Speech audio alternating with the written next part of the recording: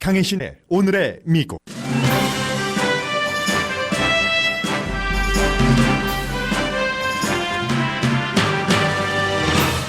북한은 변함없는 위협을 하면서 미국과의 장기전에서 이기고 있지만 미국은 닉슨 때부터 이어져 온 위험을 줄이는 대북 정책을 무시하는 새로운 지도력으로 불안정하다는 기고문이 눈에 띕니다. 연방 법무장관이 하원 소위원회에서 특별검사 보고서는 일주일 안에 가리기 처리를 한 채로 공개할 것이라고 밝혔습니다. 트럼프 대통령이 캘리포니아 국경 순찰 때에 법을 무시하고 모든 이민자를 체포하라고 지시한 게 큰 논란입니다. 국경 순찰대원의 보스는 대통령 말을 듣지 말고 법에 따르라고 명령했습니다. 국토안보부 장관을 사임하게 한 트럼프 대통령은 가족 분리와 난민 신청을 어렵게 하는 이민법을 구상 중입니다. 그러나 법원은 난민 신청자를 멕시코에서 대기시키는 대통령 행정명령을 무효화했습니다. 2018년 세금 보고 리펀드 액수는 줄어들었습니다. 그러나 당에 따라 현실 인식에는 큰 차이가 있어 공화당들은 실제보다 많은 세금 감면을 받았다고 생각합니다. 메이저리그 베이스볼이 쿠바 선수를 합법적으로 받아들이려던 계획을 대통령이 취소시켰습니다. 99세의 한 할머니가 자신의 신체를 과학 연구를 위해 기증했습니다. 심장을 제외한 모든 장기들이 전혀 다른 위치에 있었습니다.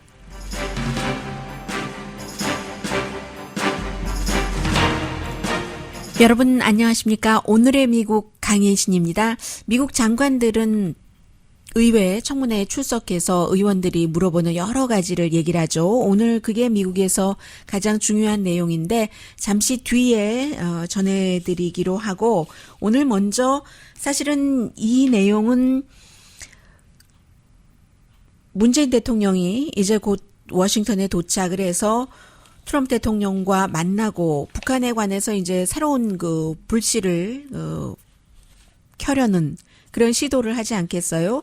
그런 시도에 대해서 성공할 것이냐, 성공하지 않을 것이냐, 그러면 트럼프 대통령이 언제 김정은 위원장을 만나서 이 일이 어떻게 되느냐, 그런 것이 아니라 아주 그 시야를 저쪽 예전으로 되돌려서 지금까지 이렇게 이어오는 하나의 그 어떤 시선을 줬다고 할까요? National Interest라는 뭐 띵크탱크, 또 이 띵크탱크에서 잡지를 만드는데 그 잡지에 피터 해리스라는 정치학과 교수가 쓴 글인데요. 콜로라도 스테이트 유니버시티의 교수입니다.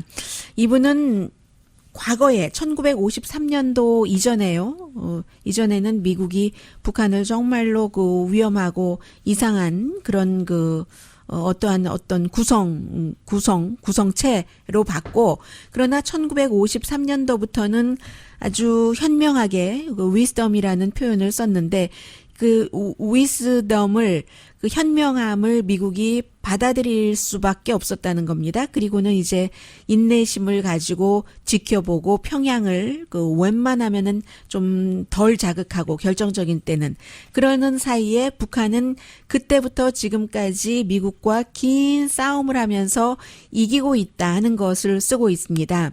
뭐 이 제목 자체에서 어떤 분들은 좀 거부감부터 느끼실 수도 있는데 이분은 아주 옛날 얘기를 하고 있으니까 한번 들어보죠. 50년 전에 이달에 미국의 정찰기가 스파이 플레인이 Sea of Japan이라고 했어요. 동해 쪽을 날고 있을 때 그때 이제 그 북한의 전투기가 미국의 정찰기를 격추시켜서 31명의 공군이 숨졌다는 겁니다. 이게 이제 EC-121 그 사건을 얘기를 하죠. 미국에서 너무 깜짝 놀라서 그 당시에 이제 닉슨 행정부가 이걸 어떻게 하면 좋을까? 어떤 대응책이 있을까 하면서 몇 시간, 며칠 안에 당장 그 북한을 눌러버릴 거야 하면서 핵 위협을 포함을 해서 모든 것을 생각을 했지만 결국은 미국이 뒤로 물러설 수밖에 없다는 겁니다. 그래서 리처드 닉슨 그 당시의 대통령이 해군력을 보여주는 뭐 그 이후에도 뭐 북한이 무슨 일을 저지르면 해군 함대가 핵무기를 잔뜩 실은 게 쫙 그쪽으로 가서 뭔가 그 전시 효과를 누리려고 하잖아요. 미국이. 그랬다는 거고 그게 아마 미국과 북한과의 사이가 가장 그 긴장에 있었을 것이다 라고 얘기를 하고 그 전에에 한 4개월 전이었을 겁니다. USS 항공모함 그 푸에블로호가 그야말로 지금도 그 푸에블로호는 뭐 북한이 가장 그 미국과의 싸움에서 이겼다고 하는 건데 그 당시에 그 미국을 공격을 해서 82 해군을 전부 잡아서 그 해군들을 그 고문을 하고 그리고 이제 북한이 뭐 가두고 1968년 그 12월 달까지 이게 이제 이 두 사건이 EC-121 그 슛다운과 푸에블로호를 그 딱 잡아온 게 불과 그 얼마 사이에 있었던 일인데 그 푸에블로호 때는 린든 존슨 대통령이었잖아요. 마찬가지로 그 후에 있었던 리처드 닉슨처럼 이것을 어떻게 하면 우리가 뭐 가질 거 다 가졌는데 하다가 결국은 이 문제를 외교적인 접근을 할 수밖에 없었다는 겁니다.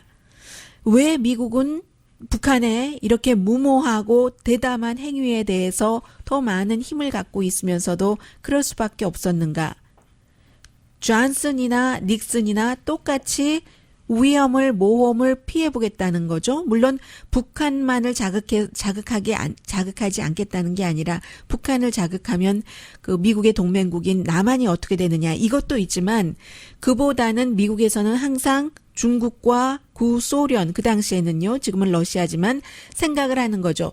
미국이 그들의 그 공산국가의 동맹국인 북한을 군사적으로 공격을 했을 때 그때 중국과 구소련은 미국에 대해서 어떻게 반응할 것인가 이런 정치 지형학적인 계산을 하면서 군사적인 옵션을 쓰지 못했다는 이 역사적인 기록이 그대로 지금 미국의 그 이후의 대통령들이 해온 것도 보여주고 있다고 얘기를 합니다. 크게는 미국에서도 북한과 미국과의 핵 문제지만 미국에 더 중요한 것은 북한이 아니라 중국이고 중국도 뭐 북한의 핵 이런 것을 얘기하지만 중국에 더 중요한 것은 미국과의 무역이 북한의 핵 문제보다 훨씬 중요한 이것은 50년 전이나 지금이나 똑같다는 거죠. 그 이후에 북한이 일본인을 납치를 하고 한국에서 이런저런 사건을 저지르더라도 미국의 리더들은 한결같이 그 위험한 국가를 향해서 더 위험한 그런 대응을 하지 않았다는 것을 얘기를 합니다. 1966년부터 1980년 사이에 미군 군인이 89명이 한반도에서 이제 그 북한과 관련해서 숨진 그런 일이 있었어도 그래도 한 번도 어떠한 그 군사적인 그런 일들을 하지 않았다는 것을 얘기를 하고 있습니다. 북한은 그렇다면 그때부터 지금 3대가 정권을 바꿔서 내려오면서 그렇게 극악무도하다고도 표현할 수 있는 이런 일들을 저질렀던 것을 뒤로 하고 정상적인 국가가 될 수 있는가? 그 답변은 unfortunately 그렇지 않을 수가 있다. 왜냐하면 이것은 180도의 변화를 북한에 기대하는 것인데 그게 뭐 여러 가지 상황으로 너무 힘들다는 거죠. 그리고 만약에 평양이 약간의 트럼프 대통령과 핵 협상을 하면서 양보하는 모습을 보여준다 하더라도 북한은 언제나 올드 헤빗으로 돌아갈 수 있고 북한이 180도 다른 국가가 된다는 것을 상상하기도 힘들 뿐더러 현재로서는 그 저돌적인 행위라든가 완전한 그 핵 포기를 한다는 것을 금방 또 북한이 금방 한다는 것은 정말로 기대하기가 힘들다는 얘기를 하고 있습니다. 그런데 이제 북한은 하나도 달라진 게 없다는 거예요. 결국은 50년 전이나 지금이나. 그러나 미국은 변화를 했다는 거죠. 닉슨이나 존슨도 정말 닉슨도 욱하는 성질이 있는 그런 대통령이잖아요. 존슨도 마찬가지고요.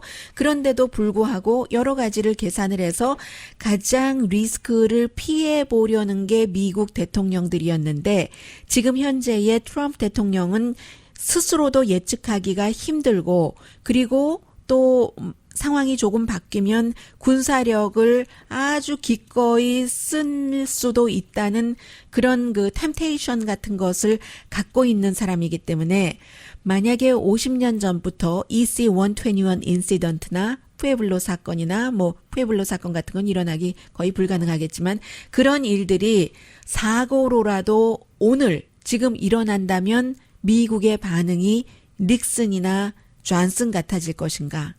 그것을 보면은 그렇지 않을 수도 있다. 그래서 굉장히 위험하고 북한은 지금도 별로 변한 것 같지 않고 이기는 길을 가고 있다. 나름대로 그런 글입니다. 기고문입니다.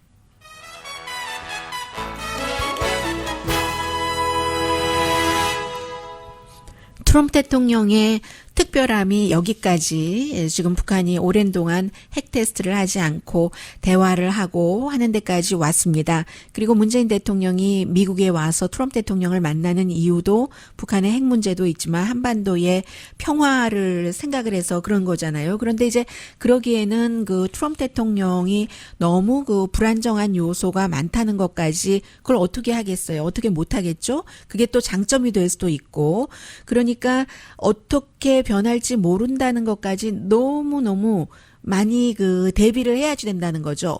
어떤 일이 있었냐면 오늘 미국에서는 굉장히 그 진지하게 이 내용을 보고 있는데 지난 주말에 그 칼렉시코에 트럼프 대통령이 방문을 했습니다. 그때 어제 말씀드린 대로 미국은 full하다.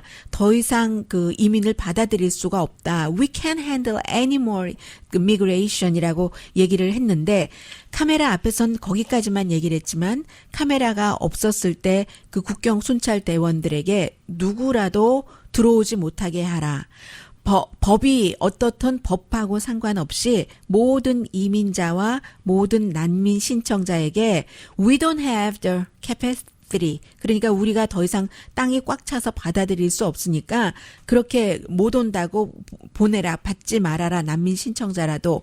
만약에 그 판사가 당신에게 문제가 된다면 판사가 또 어제 판결을 했잖아요. 난민 신청자들을 멕시코에서 대기하게 할 수 없다. 난민 신청자들도 일단은 미국 땅을 밟으면 그 사람들의 인권까지 보호하는 것이 지켜주는 것이 미국 법이다라고 얘기를 했잖아요. 그런데 트럼프 대통령은 어제 그러한 판결이 나오기 전에 국경 순찰 대원들에게 만약에 그 저지가 당신에게 문제를 일으킨다면 sorry 저지 I can't do it we don't have the room 이렇게 얘기하고 아무도 받지 말아라 라고 트럼프 대통령이 지시를 했답니다.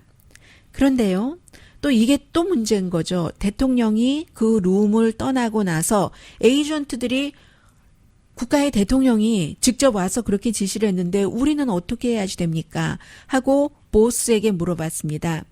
그 보스가 얘기하기를 대통령이 말한 대로 하지 말아라. 대통령이 말한 대로 당신의 업무를 하면은 그러면 personal 그 liability 그 책임을 져야지 된다. 당신은 you have to follow the law. 법에 따라야지 된다. 이게 이제 그 보스가 국경 순찰 대원들에게 했다는 얘기라는 겁니다. 얼마나 그 대통령이 위험한 것인가. 대통령이 국토안보부 장관을 이제 해고하듯이 사임할 수밖에 없게 만든 것은 결국은 국토안보부 장관이 계속 대통령에게 겉으로는 모든 대통령의 이민 정책을 다 지지한다. 그게 옳다라고 공개적으로는 얘기를 해왔었습니다. 크리스티안 넬슨 전 국토안보부 장관이. 그런데 대통령과 만났을 때는 각하 법을 지키셔야지 됩니다. 미국 이민법이 이게 아니고 미국 난민법이 이게 아니고 하고 이해를 시키려고 수없이 노력을 했는데 대통령은 이해하려고 하지도 않고 I don't care. I don't care라고 얘기를 한다는 겁니다. 국경 문제는 나의 이슈다. 법이 어떻든 나하고는 상관이 없다. 해서 결국은 이제 크리스틴 넬슨이 말하자면 해고되게 된 것이고, 그가 해고가 되고 나서 대통령은 가족 분리 정책을 이제 더 강화시키려고 하고요. 멕시코 국경으로는 합법적이건 불법적이건 아무도 넘어올 수 없게 해라. 이게 그 대통령의 얘기라는 거고, 이미 2주일 전에 트럼프 대통령이 국토안보부 장관이었던 넬슨과 마이크 폼페오에게 텍사스 그 엘파소 국경 닫아라 하고 명령을 내렸답니다. 그러니까 이번 주에 내가 국경을 닫을 수도 있다 했었을 때 이미 이 사람들에게 명령을 내렸었다는 건데, 법이 그렇게 할 수 없게 했기 때문에 그동안 이제 국토안보부 장관이 그럼 이렇게 하면 어떻겠습니까? 이렇게 하면 어떻겠습니까? 여러 가지 그 대안을 제시를 했는데 대통령은 또 그 백악관 안에 스티븐 밀러라는 아주 그 강성 자문의 말을 듣고, 또 밖에서는 팍스의 션 해니티뿐만이 아니라 이민 이슈에 있어서는 루답스요. 팍스 비즈니스의 루답스 말을 많이 듣기 때문에 I don't care. 법이 어떻게 됐던 I don't care 하면서 루답스도 지난 몇 개월 동안 계속 크리스티안 그 넬슨 그 국토안보부 장관을 해고하라고 대통령에게 그 얘기를 했다는 거예요. 이게 이제 데일리 비스트를 포함해서 여러 언론이 매체가 보도를 하는 거고, 이 루답스가 제프 세션스 전 연방 법무장관도 해고하라고 가장 많이 지시를 했던 사람입니다. 이 넬슨은 조지 부시 대통령 때부터 일을 했고, 주로 이제 안보 일을 했지만, 여성이고요. 안보 일을 했지만 그 사이버 세큐리티 일을 많이 그 했었고, 국토안보부 장관을 하다가 백악관으로 비서실장으로 들어갔던 그 존 켈리가 그의 아래에서 일을 했고, 존 켈리가 추천을 해서 이제 국토안보부 장관이 됐는데, 어쨌든 대통령은 I don't care. 현재의 법이 어떻게 됐던 I don't care고, 어찌되었건 그 이민을 물론 하이 스킬드 아주 그 스킬이 잘 된 그런 이민자들은 받아들인다고 하는데, 그 밖에는 이제 그 힘들게 하는 것이 대통령이 2020년 선거를 치르기 전의 목적이고, 지금 현재 어떻게 돼 있냐면 처음에 가족 분리하라고 했다가 법원에서 자꾸 그 대통령이 원하는 것을 그 위헌이다라고 판결을 해서 지금은 20일 정도를 기한으로 주고 그 정도 이상을 떨어지지 못하게 하는데, 대통령이 이것을 20일은 너무 짧다 하게 됐다는 거예요. 지금 서로 그 자녀와 떨어진 부모가요, 그 자녀가 어디서 어떻게 살고 있는지 찾으려면 평균 2년 걸린다고 하거든요. 이건 정말 대단한 심각한 인권 위반으로 비난받아 마땅한 그런 정책이라고 생각이 됩니다. 그런데 그런 정책을 그 이민에 있어서 아주 그 강성인 이 정책을 대통령이 한다는 것을 분명히 그 보여주는 것이고요. 그 보여준 것에 대해서 어제 이제 그 샌프란시스코에 있는 법원에서 이건 아니다. 그 하나의 난민 신청하는 사람들 미국에 있거나 아니면 디텐션 센터에 가둬놓고 처리를 그 하도록 이렇게 지시를 해서 4월 12일부터 시행을 하고요. 미 전국적으로 시행되는 그런 일입니다. 그래서 미국에서는 이제 그 이민 문제가 핫한 아이템이지만, 대통령이 법을 무시해도 좋다, 내 말에 따라라라고 얘기를 하면 또 그 순찰대원의 보수는 대통령의 말을 무시해라, 법에 따라야지 된다, 미국은 법치주의 국가다, 이렇게 얘기를 하고, 그리고 이제 대통령이 뭐 다른 일과 관련해서 비밀 그 경호국장도 그 시크릿 서비스 디렉터도 해고했잖아요. 해고하고 나서는 그 사람 생긴 모습이 어떠니 저떠니 뭐 디즈니의 덤보니 뭐 귀가 크다고요. 이런 얘기를 하기 때문에 이민 문제에 있어서나 북한 문제에 있어서나 참 그 안팎으로, 물론 그 새로움을 추구하는데 그 판을 흔드는 그런 것에 있어서 긍정적인 부분을 트럼프 대통령이 행사하고 있을지는 모르나 굉장히 불안정적이다. 그래서 앞서 말씀드렸던 북한과의 이슈에 있어서도 하노이에서는 일단 결렬되고 나서 트럼프 대통령도 김정은 위원장의 마음을 아주 불편하게 하고 싶지는 않았던 게 분명합니다. 금방 아주 중요한 한미 합동 군사 훈련을 취소해버리고 더 약한 이름도 바꿔서 다른 단계로 했으니까 거기까진 그런데 만약에 김정은이 중국과 그 모종의 그 미팅을 하고 또 뭐 블라디미르 푸틴은 곧 만날 것 같으니까요. 그렇게 하고 나서 전혀 다른 예를 들어서 그것을 취한다던가 많은 사람들은 김정은 위원장이 굉장히 그 현실적이기 때문에 그렇지 않기로 모험을 하는 행위를 하지 않을 것으로 보지만 만약에 모험적인 행위를 한다면 트럼프 대통령도 확 그 마음을 바꿔서 정말로 위험에 처할 수도 있다. 그래서 주변에서 너무너무 그 살살 정말 뭐 칼 위를 걷듯이 이렇게 하고는 있는데 지금 그 국토안보부 장관이 대체안을 내놓으려고 하고 이렇게 마음을 돌려보려고 하고 한 것이 실패한 것을 보면은 트럼프 대통령을 조금 그 안정적으로 하도록 일을 할 수 있는 사람은 별로 없다. 그 밖에 반대로 그 존 볼튼이라든가 뭐 팍스의 루답스라든가 션 애니트라든가 또 다른 백악관의 스티븐 밀러라든가 굉장히 강성으로 주장을 하고 강력하게 뭔가를 하고 그런 사람들 말은 또 트럼프 대통령이 듣거든요. 더 강하게 이민에 대해서도 아주 익스트림리 그 우파적인 그게 이제 문제죠. 중도라거나 조금 더 온건하게 가자 하는 것은 전혀 트럼프 대통령에게 통하지 않는다 하는 게 굉장히 지금 미국의 트럼프 대통령 주변에서 조금 더 뭔가를 안정적으로 하기를 원하는 사람들이 그 느끼고 있는 딜레마라고 보여집니다.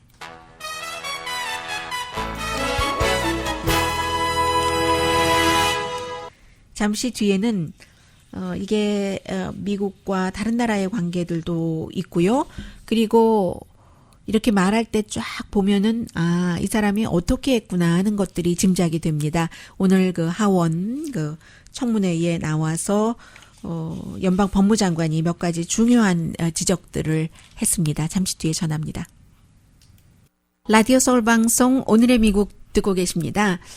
네, 오늘 원래는 미국의 그 법무장관이 그 의회에 출석을 해서 법무부의 예산에 대해서 이제 의원들의 질문을 받고 답변을 하는 그런 그 예산위원회 그 소위원회 청문회였습니다. 그런데 기회만 있으면 미국의 정치인들은 가장 그 핫한 아이템에 대해서 물어보잖아요. 이게 지금 연방 법무장관이 특별검사가 22개월 동안 조사했었던 러시아 스캔들에 대해서 본인이 이제 그 무죄 이렇게 해석한 것을 4페이지짜리로 요약을 했기 때문에 거기에 대해서 많이 그 질문을 했었습니다. Would you support continuation of separation of families? I support the president's policy, which is we're not going to separate families. 네. 이 말이 좀 이상한데요. 좀 전에는 이제 이민 정책에 관해서 꼭 예산에 관해서만이 아니라 여러 가지를 얘기했는데 가족을 미국에서는 지금 가장 핫한 아이템이니까요. 가족을 분리하는 거 이것을 어떻게 생각하냐고 하니까 나는 대통령의 정책을 지지한다고 하면서 대통령의 정책은 가족을 분리하는 정책이 아니라고 얘기를 하네요. 결국은 이제 미국의 뭐 국경 안전 이렇다 뭐라고 얘기를 하고 싶은 거겠죠. 그리고 또 다른 얘기도 했었습니다. 오바마 케어에 대해서는 그것이 합헌인지 아닌지 법원이 판결하게 하자 하고 있는데 본인의 입장은 오바마 케어를 무효로 한다는 대통령의 입장에 반대를 했습니다. 법무부 자체에서는 오바마 케어를 위헌으로 해달라 하고 항소법원에 편지까지 보내놨지만 그리고 가장 중요한 것은 이제 특별검사의 그 보고서에 대해서인데 중요한 것을 가리고요. 여러 가지 이유에 의해서 4개의 카테고리로 나눴다라고 가리는 부분에 대해서 한 400페이지 정도 된다고 하죠. 얘기를 하던데 그리고 그것을 가릴 때는 왜 가렸는지 그 이유를 설명을 할 것이다라고도 했고 또 본인이 이제 그 특별검사가 법무장관 아래에 있으니까 특별검사가 조사를 해서 법무장관에게 이것을 400페이지짜리를 주고 그 모든 섹션별로 특별검사팀의 결론이 다 따로 있었는데 법무장관이 아무런 그 죄가 없다라고 이런 형태로 요약을 한 것에 대해서 수사팀의 일부는 이미 우리는 언해피하다. 실제 내용은 트럼프 대통령에게 훨씬 나쁜 내용이 될 것이다라고 뭐 여러 매체를 통해서 그런 것은 전해졌고요. 이 로버트 멀러에게 윌리엄 바 이 법무장관이 4페이지 그 요약본을 써놓고는 리뷰하겠느냐라고 물어봤답니다. 그랬더니 로버트 멀러 특별검사가 아니다. 나는 그 리뷰하지 않겠다 하고 디클라인 했다는 거고 또 중요한 것은 백악관은 그 여러 가지 특별검사의 그 보고서나 그 요약본이나 이런 것을 받느냐라고 물어보니까 결국은 뭐 답변하지 않더군요. 그 부분에 대해서는. 어쨌든 중요한 것은 일주일 안에 가리기는 하겠지만 그 가려진 특별검사의 조사 요약본을 일반인이 볼 수 있다 하고 발표를 했습니다. 그리고 이제 끝났나요, 선거? 아직은 끝나지 않았겠네요. 이스라엘, 뭐, 시차도 있고 하지만, 벤자민 네탄야후 이스라엘 총리에 대한 사실은, 어떠한 그 심판격인 그런 그 선거죠. 선거를 치르고 있는데 69세입니다. 그래서 아마 그 오늘 그 당선이 된다면 이스라엘을 창건한 그 아버지보다도 더 오래 그 정권을 잡게 되네요. 데이비 벤 그 구리언보다도 오래 지금 5번째니까요. 그리고 뭐 불과 얼마 전에 당을 그 만들어서 몇 개월 전에 만들어서 중도라고 할 수 있죠. 블루 화이트 얼라이언스 이끄는 전에 그 이스라엘 그 합참 의장이었었던 베니 간츠. 지금 여론조사를 보면은 다른 사람들도 있지만요. 두 사람이 그야말로 누가 될지 잘 모르겠다. 그럼에도 불구하고 여러 가지가 네타냐후가 좀 유리하죠. 트럼프 대통령과 사진 찍은 것, 함께 찍은 것, 이스라엘에 지금 보면은 많이 걸려 있고, 트럼프 대통령에게서 곤란고원 이스라엘 거다 하고 도장 받았고, 또 다른 나라, 한두 나라만 미국을 따라가고 다 거부를 했는데, 텔라비브에서 예루살렘으로 미국 대사관을 옮겨주고, 그리고는 선거 이틀 전에, 이제 내가 당선되면은 서한 지구도 이스라엘령으로 확보해버리겠어. 이렇게 얘기하는 벤자민 네탄야후가 조금 강해 보이는데요. 이게 세계적인 추세입니다.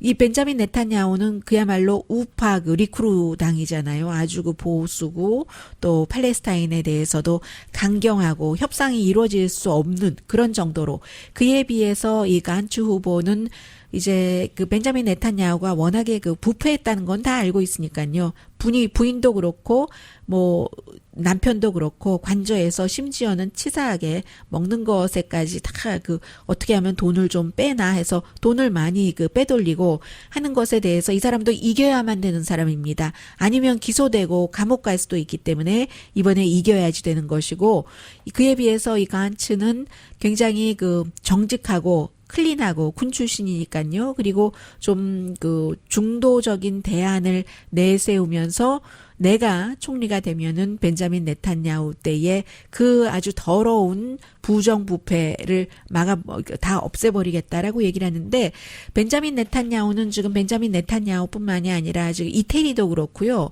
브라질의 대통령도 그렇고 좀 비슷하게 갑니다. 어떤 형태냐면 트럼프 대통령도 마찬가지라고 할 수 있고요. 두려움, 사람들에게 두려움을 막 심어주고 그리고 적을 딱 규정을 해서 팔레스타인을 강성으로 트럼프 대통령은 이민자를 적으로 규정을 했고 팔레스타인에 대해서 굉장히 강성이라고 하고 또 그 트럼프 대통령이랑 마찬가지로 마녀 사냥이라는 위치헌트라는 얘기를 많이 합니다. 언론이 본인의 부정부패에 대해서 뇌물받고 와이프도 뇌물받고 뭐 이런 것에 대해서 조사한다고 보도를 할 때마다 저거 마녀 사냥이다라고 얘기를 하고 있거든요. 그리고 또 하나가 지금 세계적으로 공통적인 게 보수가 많이 떠오르고 있는데 민족주의를 내세워서 이스라엘 민족 트럼프 대통령도 난 자랑스럽게 내셔널리스트라고 얘기를 한다 라고 하는데 그때 내셔널리스트는 흑인 내셔널리스트를 얘기하겠어요. 백인 내셔널리스트를 얘기를 하는 거죠. 대통령이 그 의미가 어느 정도 머리에 있는지는 모르겠습니다만은 그래서 벤자민 네탄야후도 민족주의 인기 영합주의 이런 것을 하면서 지금 뭐 이태리, 브라질, 뭐 타카, 뭐 헝가리 이런데 비슷한 추세로 흘러가고 있고요. 그리고 메이저리그 베이스볼이 역사적인 딜을 쿠바와 하려고 했고 실제로 한 일주일 전인가요? 쿠바에서 그렇게 될 경우 자격이 있는 그 쿠바 선수들 명단 34명까지 발표를 했었습니다. 메이저리그 베이스볼이 쿠바 야구 연맹에 돈을 주고 이제 그 쿠바 뭐 야구 잘하잖아요. 그러니까 선수들을 그 스카웃을 하겠다는 겁니다. 그런데 트럼프 대통령이 그것은 불법이야 하고 계약을 무효로 해버렸거든요. 이게 이제 왜 그러냐면 그렇게 쿠바 야구 연맹에 돈을 주면 이것은 공산 정권에 돈을 주는 것이기 때문에 안 된다. 미국 야구 연맹은 그동안 여러 가지를 다 그 계산을 해서 특정한 나이에 어떤 그 특정한 뭔가를 그 갖췄을 때 이런 때 해보겠다 하고 다 발표했었던 것을 이제 이런 돈과 또 연관이 되는 것이니까 재무장관이 딱 그 나서서 미국의 그 메이저리그 베이스볼이 미국의 국기가 그 풋볼이라고 잘못 알고 계시는 분들이 굉장히 많으신데요. 스포츠 열광하시는 남자분들 가운데서도 그렇게 알고 계시는데 미국의 국가 국가 스포츠는 내셔널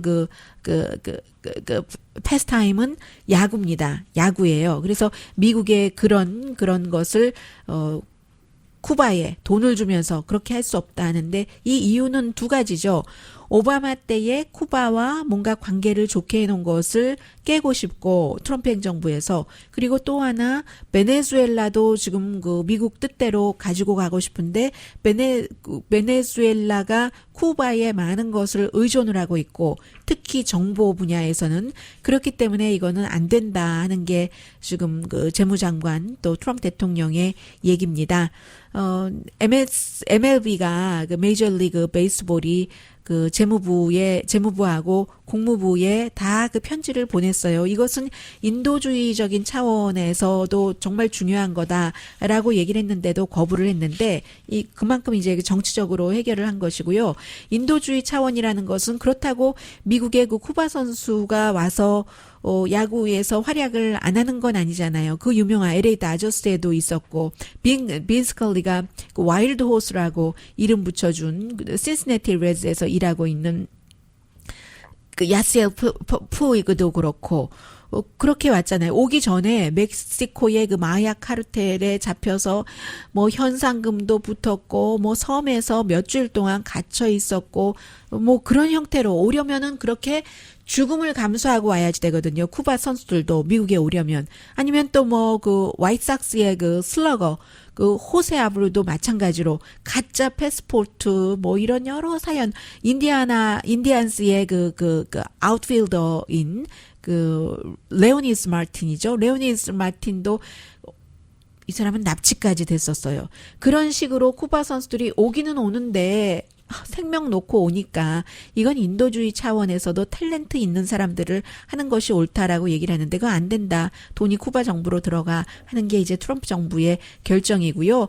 그 메이저리그 베이스볼에서는 마치 그 일본이라든가 한국, 중국에서 선수들을 스카웃하는 것처럼 하고 싶었던 거죠. 그게 이제 기본은 그 오바마 행정부 시대에 만들어졌었던 것이고 지금 이제 다 돼서 계약까지 해놓고 나서 이제 뭐 지금은 이렇게 돼 있어요. 대통령이 어느 날 갑자기 이거 안 된다 하면은 그냥 다 취소가 돼버리는. 그리고 나서 모든 것을 법원에 가서 해결을 하죠. 아직까지는 굉장히 그 과도기 행정부라고 할까요? 트럼프 대통령 행정부가요.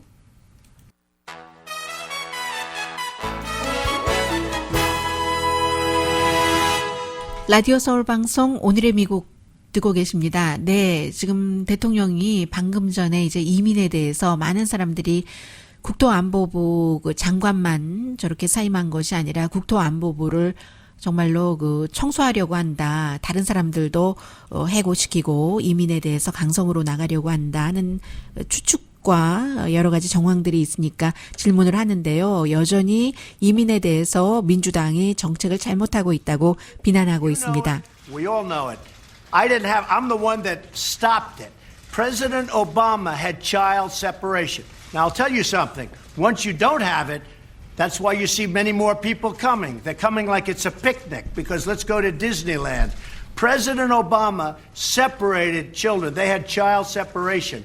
I was the one that changed it. Okay, thank you very much.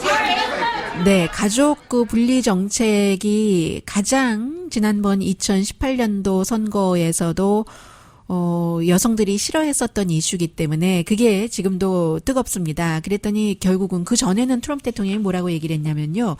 민주당과 의회에서 일을 제대로 하지 않아서 그야말로 아주 살인자, 갱 멤버, 뭐 마약 이런 것들을 그 국경을 통해서 미국 쪽으로 아주 붙는다. 뭐 붙듯이 이렇게 내버려 두고 있다라고 얘기를 하고 있고, 그리고는 이제 가족 분리에 대해서 이게 나만 그런 게 아니라 오바마도 했었다. 그 당시에도 사람들이 피크닉 오듯이 국경을 넘어서 오니까 오바마도 했었고 나도 했고, 오바마 행정부 때도 잠깐 정말 했었습니다. 아주 짧게 하다가 법원에서 하지 못하게 해서 못했죠. 그런데 이제 지금은 트럼프 대통령은 법원에서 하지 못하게 하는데도 다시 하려고 아마 하는 것 같습니다. 그래서 많은 사람들이 국토안보부 장관이 크리스티안 넬슨이 사실은 대통령에게 법을 지키면서 조금 더 온건한 방법으로 이민 문제를 국토안보부의 입장도 배려하고 하면서 처리를 하기를 원하고 많은 노력을 했는데 실제로는 평판만 나빠지고 결국은 해고되듯이 했다 하는 얘기들을 많이 하는데, 이 크리스티안 넬슨이 얘기하기는 대통령이 브라운 피플을 싫어하는 것을 잘 알고 있고 실제로 그건 다 알려진 사실이니까요. 그런데도 브라운 피플 가운데서 트럼프 대통령 신처럼 떠받드는 사람들 많습니다. 브라운 피플이 블랙 피플을 무시해서도 안 되고 화이트 피플을 무시해서도 안 되는 것처럼 화이트 피플도 브라운 피플을 무시하면 안 되는 건 기본 아닌가요? 그게 안 되면, 기본이 안 되면 그 다음엔 다 무너지는 거죠. 어쨌든 그래서 이제 크리스티안 넬슨이 대통령에게 뭔가를 일을 조금 법 테두리 안에서 해보려고 하다가 안 돼서 본인만, 왜냐하면 겉으로는 그 장관이기 때문에 항상 대통령의 정책을 지지를 하는 것처럼 공개적으로는 말하고 뒤에서는 대통령에게 그런데 이게 이랬습니다 하다가 실패했다는 거고요. 자, 세금 보고 기간이 이제 얼마 남지 않아서 미리 하신 분들은 다 리펀드 받으신 분들이 많고 이제 늦게 하시는 분들이 대체로 세금을 내셔야지 되는 분들이잖아요. 2018년 세금 보고가 1년 전에 비해서 리펀 받으신 분들이 액수가 60억 달러 정도 줄어들었다고 하네요. 물론 액수가 줄어드는 것이 페이책 받으실 때 별로 표시는 안 났지만 조금씩 그 안에 들어 있었을 수는 있을 겁니다. 그런데 어쨌든 리펀 액수가 줄어든 것은 사실이고요. 그리고 사람들이 더 중요한 것은 리펀 받아가지고 다른 때 같으면 가구를 산다던가 아니면 크레딧 카드 빚을 좀 갚고 여행을 가고 하는데, 이번에는 사람들이 그냥 돈을 받으면 꽉 쥐고 있는데요. 평균 2,873달러를 받고, 그리고 돈 많이 버는 사람들이 많이 받죠. 몇만 달러씩 받는 사람들이 많고, 그러나 돈 조금 버는 사람들은 1,000달러 미만 받으면서도 어머나 이게 어디야 하면서 그것이 1년에 가장 큰 보너스 형식으로 받는 체크일 수가 있고요. 그런데 미국 사람들이 똑같이 세금 감면을 받는 건데, 똑같이 세금 감면 받는 건데도 월스트리트저널과 MBC 방송이 공동으로 여론조사를 했더니 왜 같은 액수인데도 똑같은 현상을 놓고 공화당과 민주당과 무당파들이 다르게 생각을 하죠? 전체적으로는 내 세금이 줄어들 거야 라고 생각하는 사람은 17%밖에 안 되고, 나는 더 낼 거야 28%, 같은 것 같아 27%, 잘 모르겠는데 28%입니다.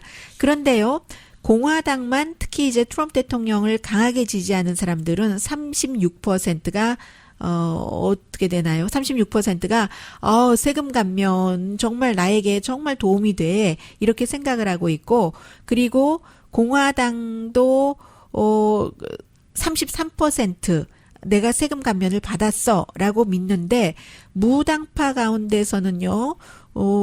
10%만 세금이 정말 줄어들었네. 2017년도 세금 감면으로 인해서 민주당은 2017년도 세금 감면으로 인해서 내 세금도 줄어들었네 라고 생각하는 사람이 7%밖에 안 되는데 공화당은 33%가 된다는 거예요. 똑같은 현상인데.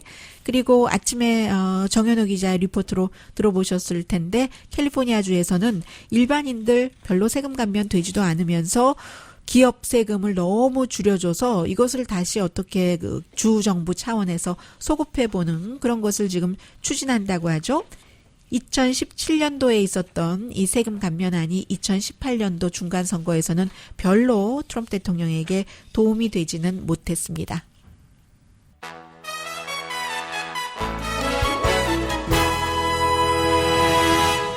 라디오 서울 방송 오늘의 미국 듣고 계십니다. 뭐 사람 몸 안에 우주가 들어있다고 하니까 그 신비야 누가 상상을 하겠습니까마는 오레곤 그 포틀랜드에 있는요 오레곤 그 헬스 앤 사이언스 유니버시티 학생들이 얼마 전에 깜짝 놀랐는데요. 99세의 할머니께서 비교적 아주 건강하게 사시다가 자연사 하신 분이에요. 로즈마리 벤틀리라는 분께서 나는 내가 숨지고 나서 이제 그 시신을 기증을 한 거죠. 그래서 이제 학생들이 이 할머니의 몸 안을 쭉 들여다보다가 너무 깜짝 놀랐다는 겁니다. 처음에 이렇게 보니까 혈관이 조금 이상하더라는 거예요. 뭐 그런 것을 본 적이 없는데 그리고 나서 또 보니까 여러 가지로 심장은 아주 그 정확한 그 스팟에 있는데 그 밖에 간 또 그 스플린 비장이죠. 반대편에 있고요. 그 밖에 다른 장기도 마찬가지로 이제 이런 케이스가 한 2만 2천 명 중에 1명 정도는 있는데 대체로 장기가 다른 곳에 이 할머니는 하나의 장기도 아니고 하니까 그런 경우는 그 성인까지 그 자라는 그런 확률이 5천만 명 가운데 1명밖에 안 되고요.